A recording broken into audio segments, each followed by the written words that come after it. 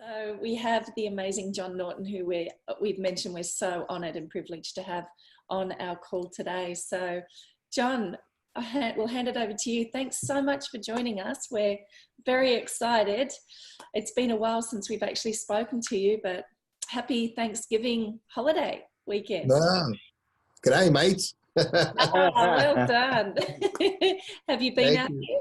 Have you been out? Thank you. No, I have not been to Australia. One of the few places that I really want to go and haven't been. So, I'm sure. Well, thank you.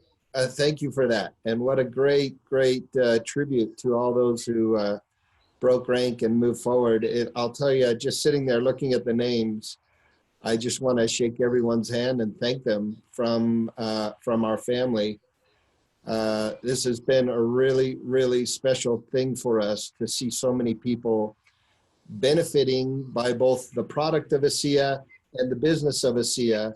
And, it's just all positive. It's all going forward. So my mom and dad came to my house yesterday for Thanksgiving dinner, and my dad leaned over to me and he said, when you get a minute, come read some of the letters that I received for my 80th birthday. I think some of you know that he turned 80 about the time we did convention this year in Las Vegas, and a lot of people sent letters to him.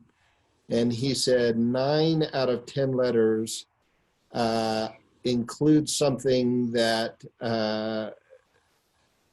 represented a benefit by the product ASEA to a family member or to themselves. And he said, if the world saw what was in these 500 letters or so, they would all jump on this, because it's pretty amazing what the product can do. And it's disappointing to a certain degree that we can't share all that it can do using the language that we've been given.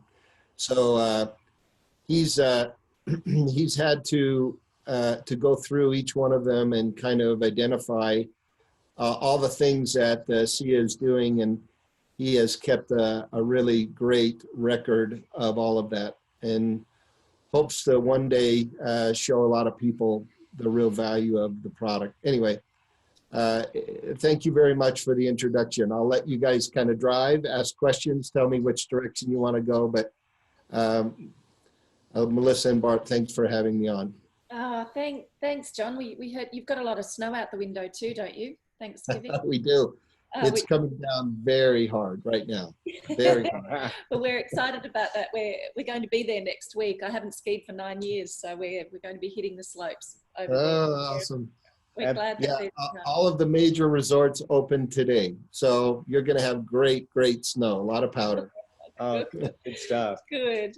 We'll be actually up your neck of the woods somewhere. We'll be renting a house in Sundance as well, so we're very excited, because the reality is we wouldn't have been able to do that without ASEA, without awesome. The transformation, the business of ASEA. So absolutely. One of the things that I have been promoting in our newsletter about you is, in terms of sharing the founder's story, you've more or less got the story behind the story because of who you are. And there may be a lot of new people on the line today, and potentially a lot of people who haven't heard or simply your perspective, but also the ASEA founder's story. So if you don't mind sharing that with us, we would really be grateful. Yeah, I'd be very happy to. I apologize for talking kind of quickly. There's a lot to the story, and I kind of talk quickly, and I know a lot of the new people on your team may not have English as a first language, so I apologize for that. I'm hoping maybe they can go back and listen to it. But I love the story. It's the thing that gets me really excited about both the product ASEA and the opportunity ASEA. This started probably 12, 13 years ago for my dad. The product that we now know as ASEA started even before that. And my dad did very well in business. We grew up close to New York City, where he worked for General Foods, and then later Kraft bought General Foods, and he worked for Kraft General Foods, and retired from Kraft General Foods as a vice president, working a lot with strategy and seeing how the business could run better, and made a name for himself. And a lot of people kind of perked up and knew the name of Verdis Norton as a great strategist. And when he retired to Park City, there were people, individuals, companies that were calling him asking for help. And he was retired comfortably and playing a lot of golf and having a good time. And one company in particular said, please come out and help us. And he decided to go out and help them for a day at the request of Tyler, my brother. And he met with them for a day and said, well, you guys have done great so far, but you know, there's quite a bit more work that needs to be done. And if you want to take it to market in the path that you're now considering, you need a lot more money. And they said to him, can you help us find it? He said, well, sure, I can. But you need to know that your piece of the pie, which is now the full pie, is going to be a small sliver once these new investors come in, because for you to take it into the realm of the pharmaceutical industry, it'll cost you close to $1 billion. And they all kind of choked on that. They had spent about $16 million, had worked it for a long, long time, gone through 4 CEOs and hadn't made a penny. And they were planning to take it forward and introduce it to the pharmaceutical world. And they said, well, would you be willing to run the company? And he said, nope, I have no interest. Thanks for the offer. They said, what if we were to sell it to you and we reinvested in you and you owned it? And he said, well, I appreciate it, but I don't think I'm interested. They realized very quickly that he knew how to take it to market and that there were a couple different avenues to do that in. And a couple days later, he was playing golf with one of his buddies, and he told him about it. And the guy stopped his golf cart and pulled his wallet out and pulled an old crumpled check out and wrote a check and kind of threw it to my dad. And they both started laughing. And he said, what are you doing? He said, I've always wanted to go into business with you. Let's go do it. Let's go buy it. He says, how could you be serious? You don't even know what this is. He said, it doesn't really matter. I just want to go into business with you. And so they actually thought about it and decided to buy the business. It was delivered to them in the form of 9 pallets of documentation, research, patents,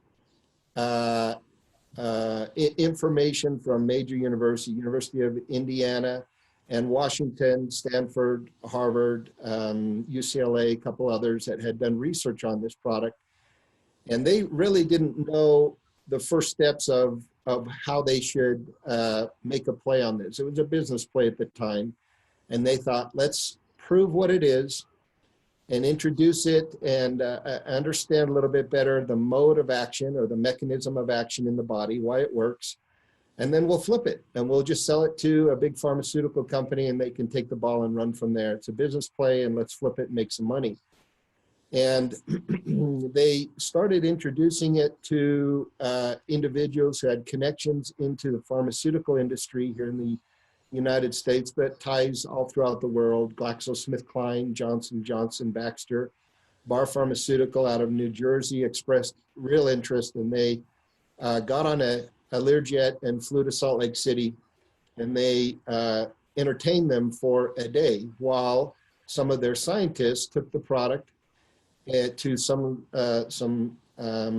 labs here in the Salt Lake City area and tested it. And after lunch, they came in and the scientists walked in and they essentially nodded. They said they have it, which was redox signaling molecules. Now, I've got to back up just a little bit. For us to understand that we had redox signaling molecules, we contacted an atomic medical physicist by the name of Gary Samuelson. Some of you may still know that name.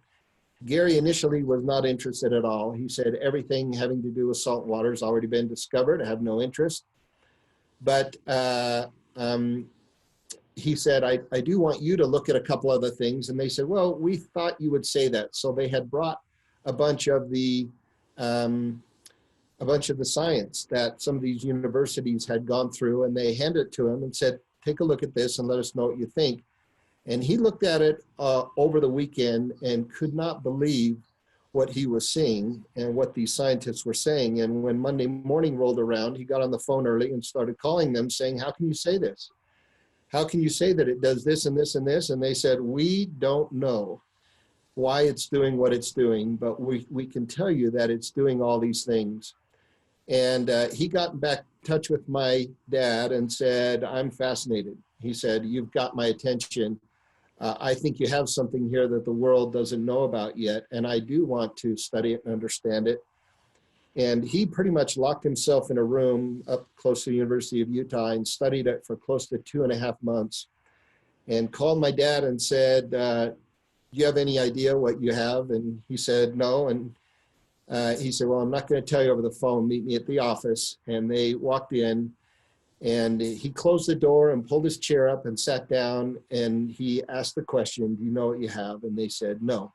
So tell us what he had. He said, well, about 10 years ago at the time, scientists had discovered that there was a second set of molecules in the Krebs cycle. They're called Krebs cycle intermediates. And half of them are very powerful and they can be considered free radicals, but they had never seen the other half. They're called the reduced species. And it's the other half of redox, reductants and oxidants. But he said together they form a balancing set of molecules that every cell in the body needs in order to function properly. But we had only seen half of the equation until this new spectrometry microscope allowed them, using a dye, to see the second set of molecules. So all the textbooks were showing that these molecules were bad. And whenever you'd see them in a biology book, they'd always have big lightning bolts against them saying these are free radicals and they will kill the body. Well, what they didn't realize that this was the weapon of choice for the immune system, and that they are extremely valuable, and without them you die in about 10 minutes.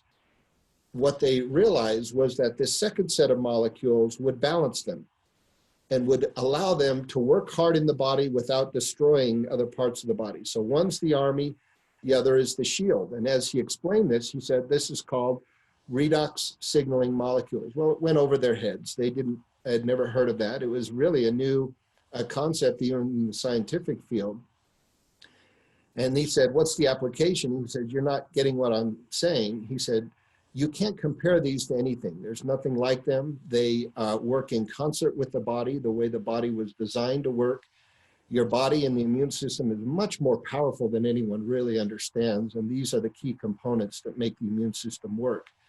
So that's when they took it to the pharmaceutical industry, and Barr came out and made them a huge offer, a big check, and said, but the condition is that you have to give us all of your product, all of your patents, all of your documentation, everything that you have now, you've got to give it to us, and we'll put it on a plane and take it back to New Jersey. And my dad said, well, I don't think we can do that. We've given this to a lot of people, and they're coming back saying this is tremendous, and I'm giving it to all my family, and it had gone to 20 some odd countries. And the word was really getting out that we had something special. It was helping a lot of people. And they said, well, people die every day. You have to really let them go. And my dad's exact words were, that sounds a little harsh to me.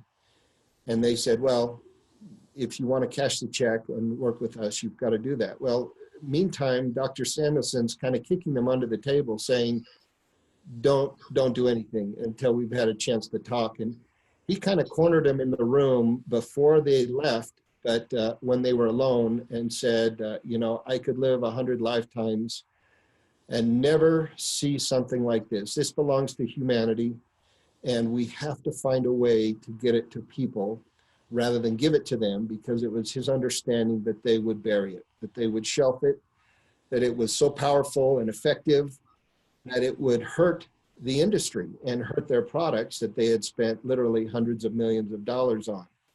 And he said, please don't sell this into this group.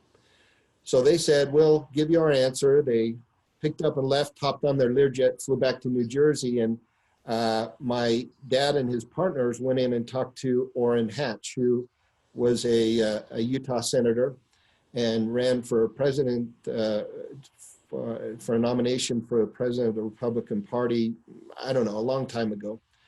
But he brought them in and kind of cleared his calendar, and they talked about it for a long time. And he said, don't sell it to the pharmaceutical industry, because they will either bump the price up on it so that it's very, very hard to afford for the average person, even through insurance, or they will shelf it. They'll bury it, because it is a very powerful, natural, native, safe thing that you can put in your body. It will do a lot of good, and that will actually hurt the industry a little bit. And so they thought about it, and it was at that point where they kind of turned to each other and said, it's no longer a business play. This has so much value, so much benefit for so many people. Let's make it available. And he said, Orrin Hatch said, you know, if you have your safety and toxicity testing done, you can bring this out tomorrow as a nutraceutical and just not make any claims. And that's what they decided to do. So at that point, ASEA was born as a network marketing company. And at that point, my dad said, you know, our goal is to bring it to the four corners of this earth and to help as many people as possible. And he kind of turned the check down and said, let's start from scratch. Let's get this going. And many of you know my sister, Nancy. Nancy and I sat in a room with about 16 other people. And we said, yeah, we'll do it. No tools, no presentation, no pamphlets, no nothing really. And we started telling people about it. And, you know, the meetings were small, and then they'd get a little bit bigger. But, you know, I always thought that each of us who understood what it was had a responsibility to share it with as many people as we could, because the stories just started rolling in, and now it's moving exponentially. I mean, hundreds and hundreds and hundreds of stories of how ASEA, and what I will say is that in and of itself, ASEA doesn't cure anything, but ASEA helps the body figure out a way to kick in the immune system, and the immune system takes care of it. So ASEA is not designed to treat, cure, prevent any disease, but what I will tell you is that it is the basic building blocks of the immune system, that saltwater chemistry, which is kind of what ASEA is the language, it is the currency of health. And that's true of every living organism. And this has such great value that it's my belief that the company might very well grow to be, over time, one of the most important companies on the earth for health and wellness. And we're going to help a lot of people financially along the way. So with that, I turn it back over to the two of you, the three of you now. I'd just like to say something. I would like to just, you know, in terms of perspective and time, I mean, this was all, I mean, your dad was, what, 69 years old at the time. He was looking to retire. And also we're talking 2008, one of the biggest, you know, recessions in the U.S. history. What a time to do that. So I just want to express my gratitude. We'd like to express our gratitude actually for the courage that you and the Norton family had to take this on with no network marketing experience whatsoever, and just making the decision to do that, because what a huge thing. I mean, you didn't need to do it. It was really just an incredible gift to leave a legacy like that. So thank you for your courage and your commitment to help get this out to humanity. Absolutely. Thank you, Bart. Thank you, Melissa. Can I say one other thing? As you're mentioning that, we didn't have any network marketing experience, but Nancy and I became the first of a couple of founding triple diamonds in the company. And I would say to this day, I don't know how to do it. I still don't know how to do it. But what I knew was a fact is that if I told 10 people a certain number were going to come in, and you can get a little better, and sometimes that number goes from 4 to 5 to 6 to 7 even, you're always going to have one or two that say, not for me, and that's totally fine. But it is a numbers game for everyone. And everyone needs to know, even those director 300s and 700s who are just starting, that one day with time and effort, you will be, not you can be, but you will be a triple diamond. I promise you that.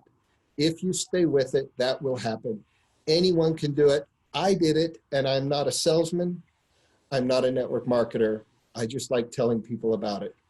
And sometimes people would say, no, thanks, not interested. And I would say, doesn't matter. I want you to know that it's there. And someday you may need it. I want you to remember this conversation and know that you can go find it somewhere. And I felt like that was a huge obligation. And for the longest time, the money does not flow. And I want everyone to know that that is network marketing. You have to really bust your butt for a long time, but after a certain amount of time, it flows and grows very quickly. But I say to everyone, you're going to go through the desert. It's okay. Take a long glass of water and drink it up early. Know that you're going to go through it. Know that you're going to say, I'm putting so much effort in and it's not rolling in. But over time, it really kicks in and it really, really pays off. So I would encourage everyone who says, it's not me, I just can't do it, I don't know how to do it, just to share it with people and continue to share it with people. And over time, absolutely everyone can achieve whatever rank they desire. I honestly believe that. So I just wanted to say that, Mark. Jon, thank you so much for sharing that with us. You may not think you're a network marketer and you may not think you're a salesman. And I know in the very beginning, there were no tools. And like you described with Nancy, you were pioneering. But here's what you do have that made the phenomenal difference in my life. When you walked up our driveway in 2010, when we were having our garage sale and we were relocating back to Australia, we had a conversation. And at the time we were protecting income from another network marketing company that we'd been a part of for many, many years. And what I remember about you is it wasn't necessarily what you said, it was how you said it. So you had mentioned to me that your dad was forming this company and there was an atomic medical physicist that he was working with. And I absolutely knew in the moment, because of who you are and how you represented to me, the conviction that you have, obviously the knowledge that you have, the passion that you have for ASEA. But the thing that I'll never forget is the absolute love and admiration you have for your dad. And so you were telling me about ASEA and there were lots of other people around. And I remembered at the time that this conversation was extremely special and that it wasn't a coincidence that I met you.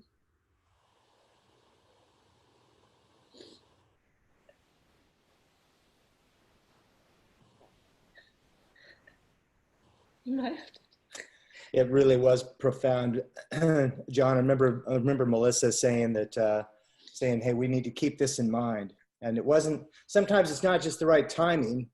Gee, now you got me going. Look, we just really appreciate you. You know, there's so many coincidences that have happened to bring this technology to where it is. Just the simple fact that it found its way into Verdis's hands and your hands is really pretty remarkable. I know Dr. Samuelson said that he felt like he was led, that he was guided to this, to the discovery of the breakthrough, how to stabilize these molecules. So we're really in a very unique time and place right now, particularly as this is really starting to pick up some momentum. I know that you had to lay a foundation to begin with just to really make this, to be able to move this forward. Otherwise it would have grown. In fact, I remember something that Verdis said when I came to the fly-in in September of 2014. He said, if people really understood what we have our hands on, we would be bigger than Apple Computer overnight. Unfortunately, just because of the nature of the wellness industry and the way it is, we can't be quite as public of what it does, but I think that you've really shared pretty well what's going on with this product and how powerful it truly is. So I was just going to say, so you made it into our driveway and you changed our lives. So. Well, I thank you, Melissa, for sharing your emotion. I have felt that same feeling about relationships and about the product and about the opportunity. And our family talks about it with sincere reverence because we do feel like we have been part of a bigger plan and have been guided by Providence to do some of the things that we have done. And we feel like there is a symphony going on, and we may be playing a little tiny piece of that symphony, but a higher power is orchestrating all of this. and the symphony is beautiful beyond imagination. And we all play our little part. And once the music comes out, you listen to it again and you realize the majesty of it. And it's humbling. It's humbling for every single one of us to be part of something so incredibly awesome and beautiful and powerful. And it has some amazing components to it. And everyone who understands the core of the business and the product feels it. So thank you for your emotion. I'll let you know that every member of our family has felt the same way you and Bart have about this. And I felt the same way, that our meeting was not by chance. And that, those are the seeds that are important for all of us to plant. And, eventually they'll bloom. They all will.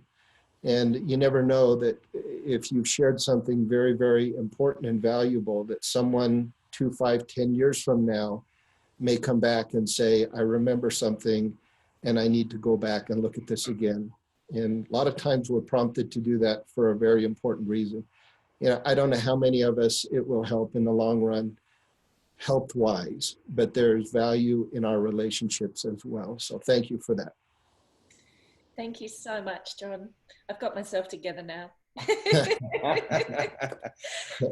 Thank you. Hey, there's one thing that you shared, a story, a Christmas Eve story. I know that you're just loaded with so much profound knowledge. I know that they've got some information about athletics, and maybe we're not all athletes, but we can all, if we have an active lifestyle, we always want to get the most out of our day. I don't know, maybe 2 last things if you can share, just a couple little highlights on what you've seen in that regard with the athletics. And also you had a Christmas Eve story, particularly we're in the holidays right now, but it really was a powerful message on sharing this technology. And I'd really appreciate it if you could share a couple thoughts on those 2 things. Sure, I'd love to. You say you're full of profound knowledge. I'm not. I do know how the product works, and I know all the stories, the stuff that makes its way to a filing cabinet with a lock on it that we can't really share. So my conviction of the product is off the chart because I know what it can do. I know how many people it can help.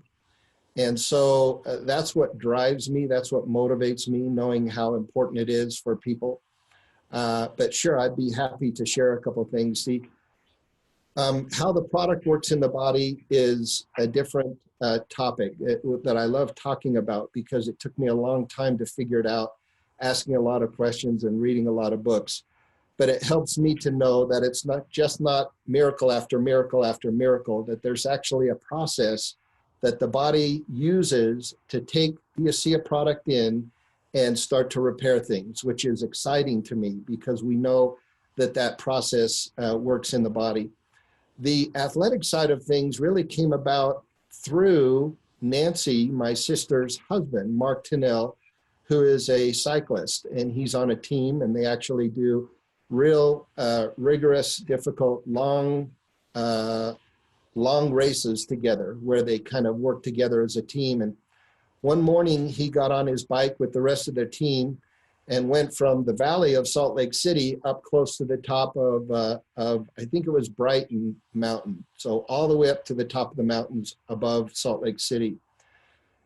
And about midway through, Mark had taken off well in front of the team and they were lagging behind. The entire team was trying to catch him and he was literally minutes ahead of them. Got to the top of the mountain, took his helmet off, got off his bike and waited for them. And they got to the top and said, what the heck just happened?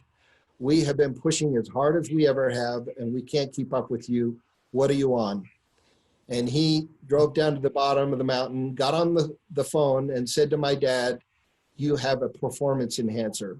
And he said, what do you mean? He says, this stuff enhances performance. And it does so safe, legally. It's not a drug, all that kind of stuff. And so we immediately took it to a number of institutions where they were measuring VO2 max, which is an interesting concept. It's essentially how in tune can you get your body so that it can take the oxygen that you're bringing in and turn it into fuel. So there's kind of a number that you can get to for all athletes, and it's called VO2 max, and it actually increases your VO2 max, or your threshold for turning oxygen into energy. And normally it takes athletes months and months and months to even move it a little bit, and we have shown that it can increase that up to 12% almost immediately.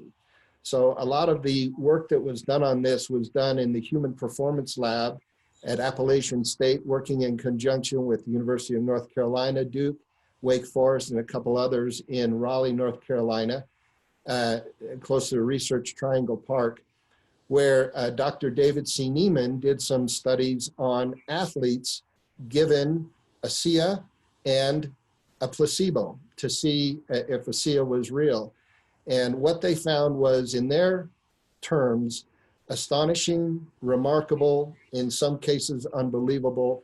Dr. Neiman at one point said, "I've been looking for this for 30 years.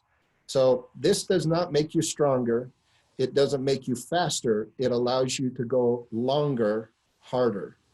And so this is really for endurance athletes.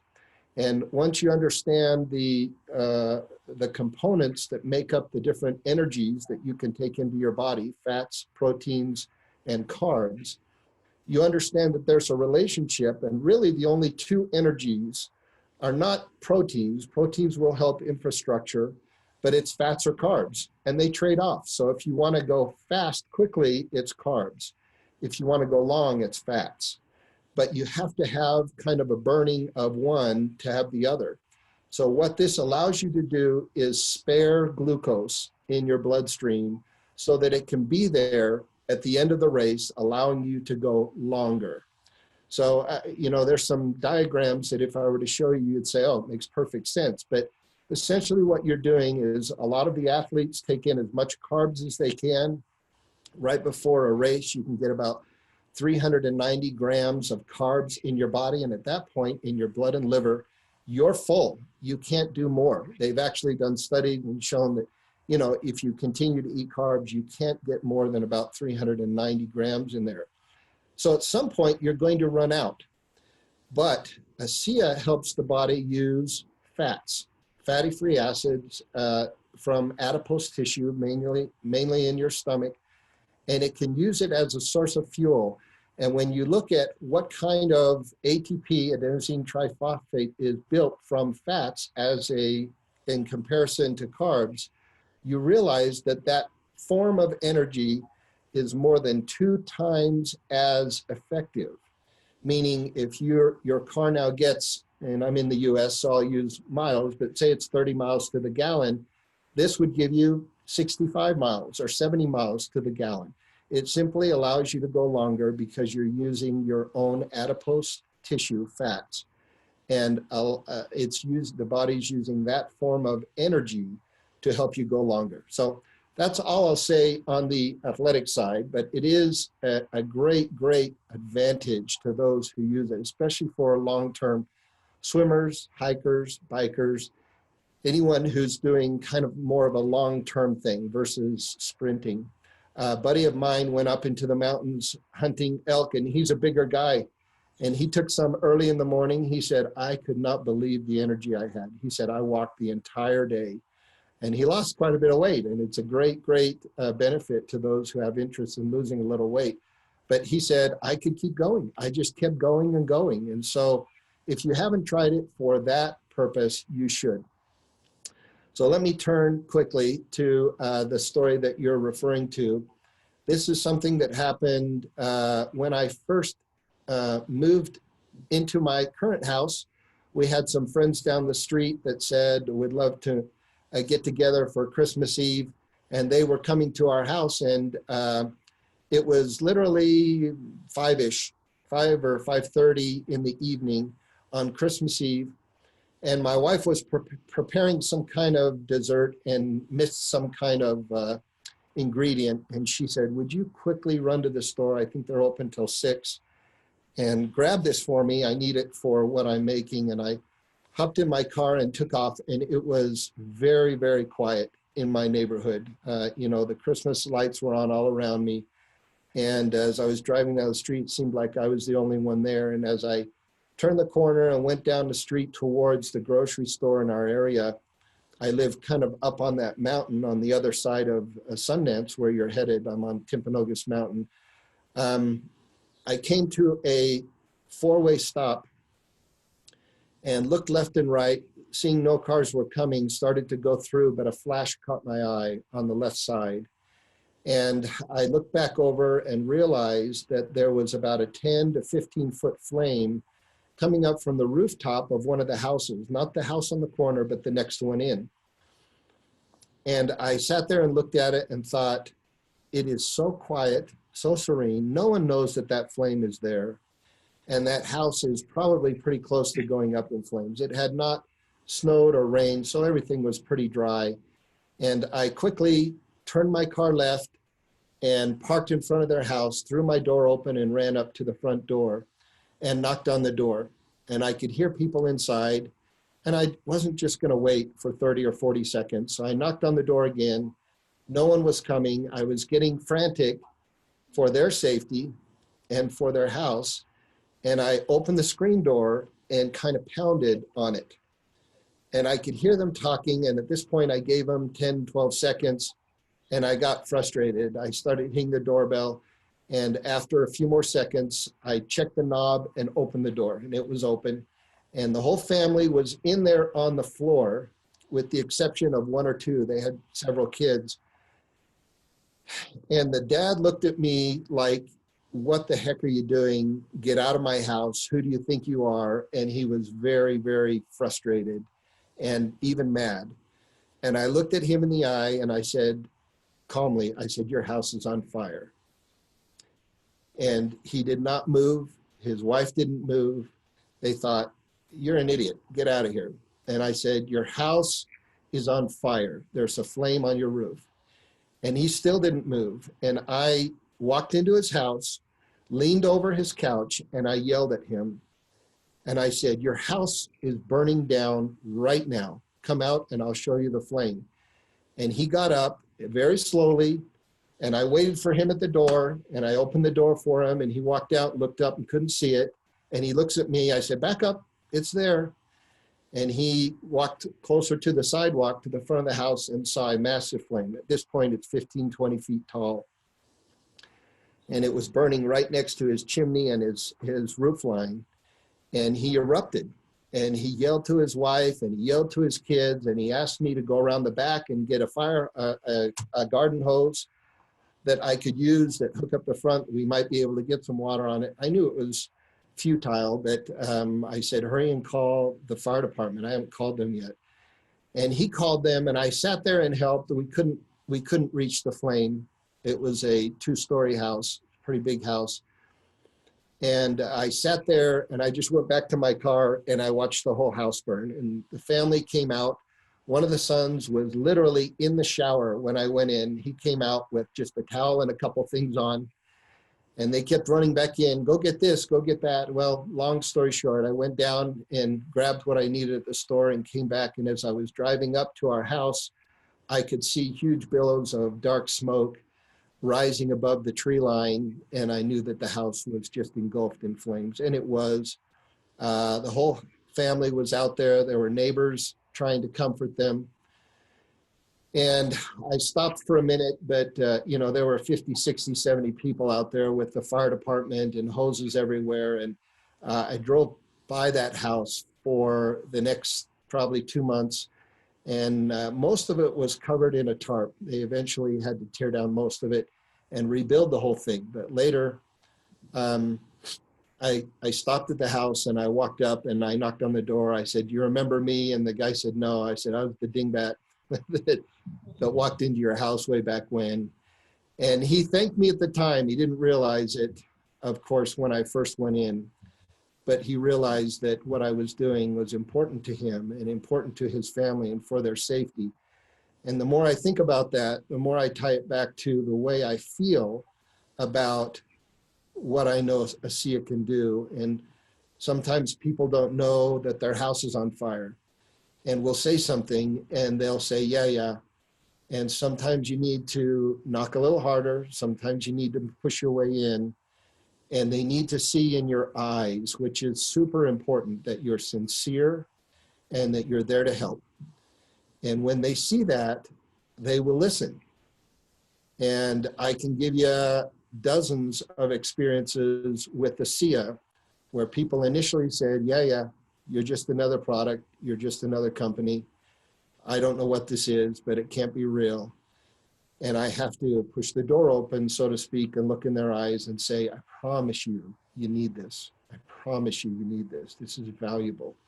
Don't discard it, because it's something that you're going to need and might really help you. And again, I have the benefit of seeing a lot of the anecdotal evidence. I know what ASEA is, and it drives me, and it should drive everyone who has seen what it is and what it can do, to not stop talking about it with everyone. So pass it back. You're an amazing human being, Jon. You're Oh, saving lives in more ways than one. And as I mentioned earlier, you've certainly made an incredibly huge difference to our life. I wrote a letter to Verdis, we both did, about our perspective and our stories and how our lives have changed. And all I can say is we are beyond grateful. Thank you for being who you are, for having the conviction, the believability, the compassion, and the love that you have for mankind. And we're so grateful to you and your family. Thank you for changing all of our lives all around the world. And it's only just beginning. So Absolutely. Thank you. Thank you so much for your time. Let you get back to your family. Enjoy the rest of your Thanksgiving. And if you're hitting the Sundance slopes in the next few weeks, we'll be probably a yard sale happening on the slopes, but we'll be there. Well, see if we can find some time we can get together. Enjoy it. You're going to have a great time. Thank you so much, Jon. Thank you. Appreciate you very much. All right. Thank you. Bye-bye. Okay, bye-bye.